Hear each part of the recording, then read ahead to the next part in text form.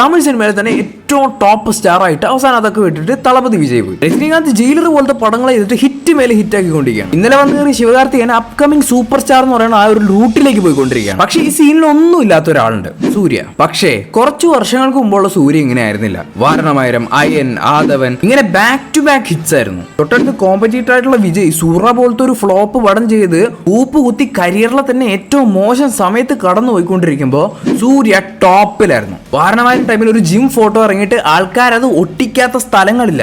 കോടീശ്വരം പോലത്തെ TV reality show ചെയ്തിട്ട് ഒരു സ്ട്രോങ് ആയിട്ടുള്ള പബ്ലിക് ഇമേജ് ഉണ്ടായിരുന്നു. ആൾക്കാർക്ക് എല്ലാവർക്കും വളരെ ഇഷ്ടമായിരുന്നു. അന്ന് ഭാവിയിൽ ഏറ്റവും വലിയ സൂപ്പർ സ്റ്റാർ ആവാനുള്ള കെൽപ്പ് സൂര്യക്ക് ഉണ്ടായിരുന്നു. അങ്ങനെയാണ് ആൾക്കാർ വിശ്വസിച്ചുകൊണ്ടിരുന്നത്. പക്ഷെ എന്ത് പറ്റി? സിംഗം 3, എതിർക്കും ദുരന്തവൻ, കാപ്പാൻ, NGK ഇതുപോലത്തെ മോശം പടങ്ങൾ ചെയ്യാൻ കാരണം എന്താണ്? ഇപ്പോഴും ബാക്ക് ടു ബാക്ക് ഫ്ലോപ്സ് ആണ് കൊടുത്തോണ്ടിരിക്കുന്നത്. കങ്കുവയൊക്കെ 8 അല്ല 16 നിലയിലാണ് പൊട്ടിയത്. ഇടയ്ക്ക് വിക്രത്തിൽ റോളക്സ് ആയിട്ട് വന്നിട്ട് ഒരു തകർത്തെങ്കിലും ഇതൊരു ഗസ്റ്റ് അപ്പിയറൻസ് വന്ന പടമാണ്. മെയിൻ ലീഡായിട്ട് വന്ന ഒരു പടവും പോലും ഹിറ്റ് ആയിട്ടില്ല. ലാസ്റ്റ് ക്ലീൻ ഹിറ്റ് 2013 അതും സിംഗം 2. ഈ ഫ്ലോപ്സ് ഒക്കെ എവിടെയാണ് തുടങ്ങിയത്? സൂര്യയുടെ ഒരു സ്റ്റാർഡത്തിന്റെ ഡിക്ലൈൻ എവിടെയാണ് തുടങ്ങിയത് നമ്മളൊരു വിശദമായിട്ട് നോക്കിയാൽ നമുക്ക് മനസ്സിലാവുക.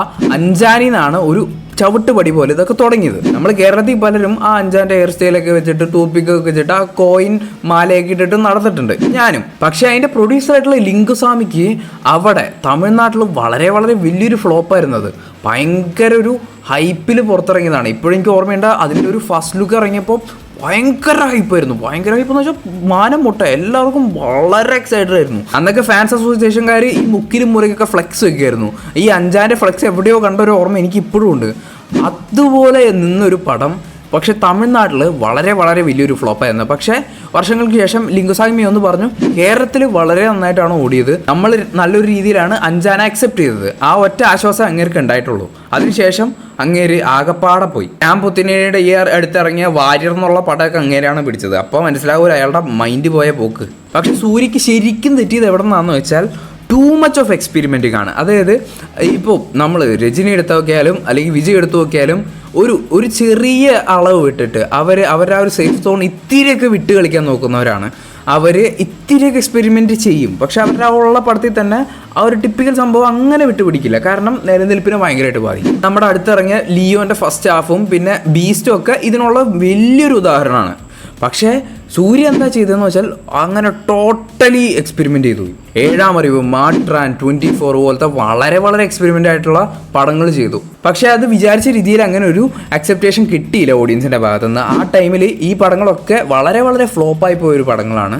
അത് ആൾക്കാരിൽ ബോറിംഗ് ആക്കി തുടങ്ങി. കാരണം എന്താണെന്ന് വെച്ചാൽ നമ്മൾ ഒരുപാട് വെറൈറ്റി ആയിട്ടുള്ള സാധനങ്ങൾ ബാക്ക് ടു ബാക്ക് വരുമ്പോൾ അതൊരു വെറൈറ്റി അല്ലാതായി പോകും. അതൊരു നോർമൽ സംഭവമായി പോകും. അതാണ് പലപ്പോഴും അങ്ങനെ നിലവിട്ട് കളിക്കരുതെന്ന് പറയുന്നത്. അതായത് അൾട്ടിമേറ്റ്ലി അത് വളരെ ബോറിംഗ് ആയി തുടങ്ങിയ ഓഡിയൻസിന്. പിന്നെ കാലഘട്ടം നമ്മൾ നോക്കണം. അന്നത്തെ ഒരു ഓഡിയൻസ് അല്ല ഇന്നത്തെ ഓഡിയൻസാണ് ആ പടങ്ങളൊക്കെ ഇരുന്ന് കാണുന്നെങ്കിൽ അത് ഇഷ്ടപ്പെടാനുള്ള ചാൻസ് വളരെ വളരെ കൂടുതലാണ്. പക്ഷെ അന്ന് അങ്ങനെ ആയിരുന്നില്ല. പക്ഷേ ഈ ഒരു എക്സ്പെരിമെൻറ്റിന് ശേഷം പുള്ളി പിന്നെയും ആ ഒരു സേഫ് സോൺ ടിപ്പിക്കലിലേക്ക് പിടിക്കാൻ നോക്കി. പക്ഷേ കക്ഷത്തിലിരുന്ന് പോവുകയും ചെയ്തു, ഉത്തരത്തിലിരുന്ന് കിട്ടിയില്ല എന്നുള്ളൊരു അവസ്ഥയിലായിപ്പോയി. കാരണം പുള്ളി പിന്നെ ആ ഒരു സേഫ് സോണിൽ പിടിച്ച പടങ്ങളുടെ പേര് ഞാൻ ഇപ്പോൾ പറഞ്ഞുതരാം. സിംഗം 3, താനാസേന്തക്കൂട്ടം, NGK, കാപ്പാൻ. ഒരു എക്സ്പെരിമെന്റേഷൻ ഒരു ജേണി കഴിഞ്ഞിട്ട് നേരെ വന്നിട്ട് ആ ഒരു സ്റ്റാർഡം തിരിച്ചു പിടിക്കാൻ വേണ്ടി പുള്ളി ചെയ്ത പടങ്ങളാണ് ഇതൊക്കെ. അതായത് ബാക്ക് ടു ബാക്ക് ഫ്ലോപ്പുകൾ, ബാക്ക് ടു ബാക്ക് ഗുണ്ട് പടങ്ങൾ ചെയ്തിട്ട് ഉള്ളതും കൂടി പുള്ളി നശിപ്പിച്ചു കളഞ്ഞു. സൂര്യയുടെ സ്റ്റാർഡം ഒന്നും അല്ലാണ്ടായി പോവാൻ ഇത് മാത്രമല്ല കാരണം, വേറെ കുറച്ച് കാരണങ്ങൾ കൂടെ ഉണ്ട്. എന്താണെന്ന് വെച്ചാൽ ആദ്യത്തെ കാരണം കോമ്പറ്റീറ്റേഴ്സ്. സൂര്യ ഒരു ടൈമിൽ തമിഴ് സിനിമയുടെ തന്നെ ടോപ്പിൽ നിന്നുള്ള ഒരാളായിരുന്നു. പക്ഷേ ആ ഒരു ടൈമിൽ, ആ വീണ ടൈമിൽ പുള്ളിയുടെ കോമ്പറ്റീറ്റേഴ്സ് അടിച്ച് കയറി വന്നു. അതും സൂര്യക്ക് പോലും തൊട്ടാൻ പറ്റാത്ത രീതിയിൽ. സൂര്യനെ പറ്റി പറയുമ്പോൾ നമുക്ക് വിജയനെ പറ്റി പറയാതിരിക്കാനേ പറ്റില്ല. സൂര്യയുടെ ഏറ്റവും വലിയ കോമ്പറ്റീറ്റർ ആയതും സൂര്യയുടെ സ്റ്റാർഡം ക്രഷ് ചെയ്ത് തന്നെ കളഞ്ഞത് വിജയുടെ സ്റ്റാർഡാണ്. വിജയ് ഈ ടൈം കൊണ്ട് അടിച്ച് സ്കൈ ഹൈ ലെവലിലേക്ക് എത്തി. സൂര്യക്കൊന്നും ജന്മ തൊട്ടാൻ പറ്റാത്ത സ്ഥലത്തെത്തി. തൊട്ട് പിറകെ കോമറ്റേറ്ററായിട്ട് തല അജിത്ത് ഉണ്ടായിരുന്നു. അതേ ലെവലിൽ മങ്കാത്ത പോലത്തെ സെറ്റ് പടങ്ങൾ, അതും വളരെ കരിയർ ബ്രേക്കിംഗ് ആയിട്ടുള്ള പടങ്ങൾ ചെയ്തിട്ട്. ധനുഷ് വളരെ വളരെ പെട്ടെന്ന് അടിച്ചു കയറി വന്നു. പോരത്തേന് ഇന്നലെ വന്ന ശിവകാർത്തികേയൻ വന്നിട്ട് വലിയൊരു സ്റ്റാർഡം ഉണ്ടാക്കി. അതും സൂര്യനേക്കാളും വലിയൊരു സ്റ്റാർഡം. ഇവരെല്ലാവരുടെയും ഈ ഒരു കോമ്പറ്റീഷൻ കാരണം സൂര്യക്ക് പിടിച്ചേക്കാൻ പറ്റിയില്ല. സീരിയസ്ലി പിടിച്ചേക്കാൻ പറ്റില്ല. ഒന്ന് ആലോചിച്ച് നോക്കാം. ഞാൻ ഒരു ഉദാഹരണം പറഞ്ഞുതരാം. തൊട്ടിപ്പുറത്ത് വിജയ് മെർസലി പോലത്തെ പടങ്ങളൊക്കെ ഇറക്കുമ്പോൾ താനാസേന്തക്കൂട്ടം പോലത്തെ പടമൊക്കെയാണ് പുള്ളി അവിടെ ഇറക്കുന്നത്. പിടിച്ചേക്കാൻ പറ്റുമോ? അതും ഒരാളല്ല, ഒരുപാട് പേരുണ്ട് കോമ്പറ്റീഷനായിട്ട്. അവരടിച്ചടിച്ച് അങ്ങോട്ട് കയറി സൂര്യക്ക് ഇതിൻ്റെ ഇടയിൽ ലിറ്ററലി സത്യം പറഞ്ഞാൽ പിടിച്ചേക്കാൻ പറ്റിയില്ല.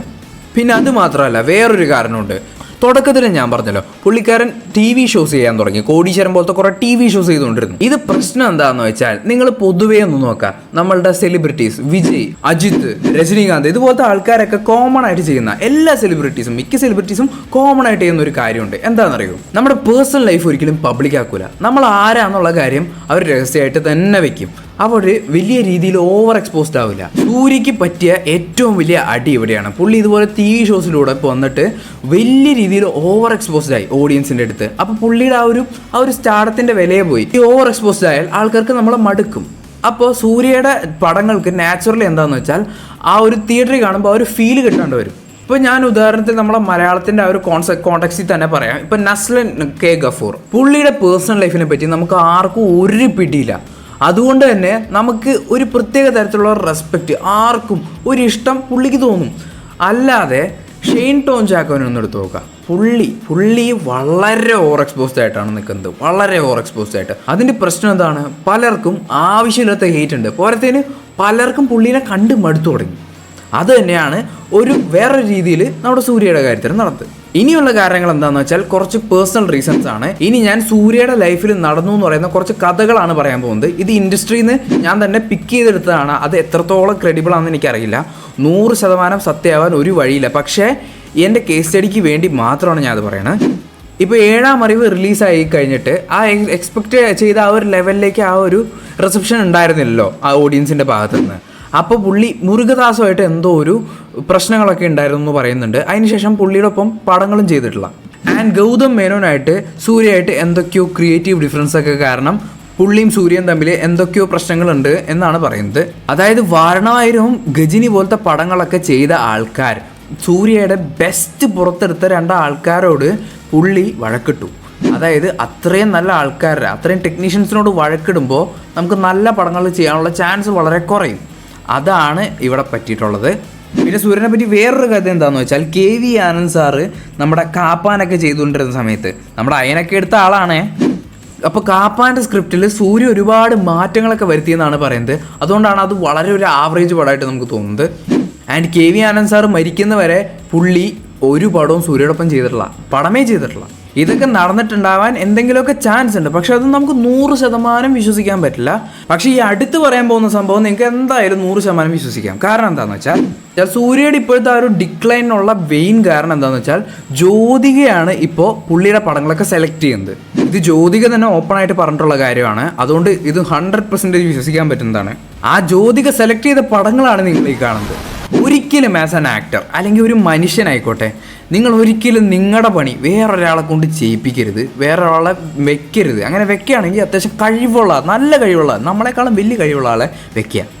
ആൻഡ് ആസ് ആൻ ആക്ടർ ഒരിക്കലും നിങ്ങൾ വേറൊരാളെ സ്ക്രിപ്റ്റ് സെലക്ട് ചെയ്യാൻ ഏൽപ്പിക്കരുത്. അതാണ് പുള്ളി ചെയ്ത ഏറ്റവും വലിയ പ്രശ്നം.